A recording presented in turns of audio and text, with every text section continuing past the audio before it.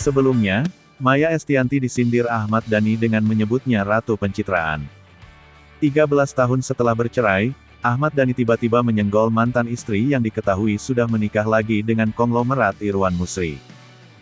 Sejak dinikahi konglomerat Irwan Musri, Ibunda Al-Eldul mengaku sangat bahagia dengan kehidupannya yang baru. Menurut Ahmad Dhani, aksi Maya Estianty hanya pencitraan belaka. Suami Mulan Jamila itu menyebut semua yang dilakukan sang mantan istri itu untuk mencari simpati dari masyarakat. Entah apa sebabnya padahal menurut pengakuan Maya sendiri bahwa hidupnya sudah bahagia.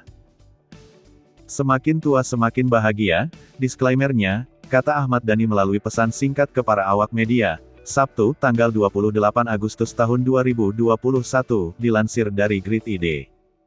Menurut Ahmad Dhani, tidak ada wanita baik-baik yang ditalak suami. Selama ini Maya mencitrakan dirinya adalah wanita baik yang diceraikan. Padahal kalau kita gunakan akal sehat, apa mungkin wanita baik ditalak oleh suami, tambahnya.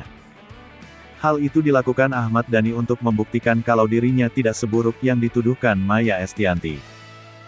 Saya sudah tunjukkan ke L, dan Dul untuk bukti bahwa semua laporan bundanya itu palsu.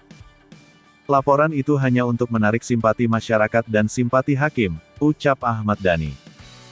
Ucapan Ahmad Dhani ini pun viral bahkan sudah diposting di akun gosip Instagram. Tak lama setelah itu, Maya Estianty tampak memosting sebuah foto selfie di akun Instagram pribadinya. Istri Irwan Musri tampak menuliskan caption menohok seolah menyindir balik mantan suami. Senyumku menyiratkan arti.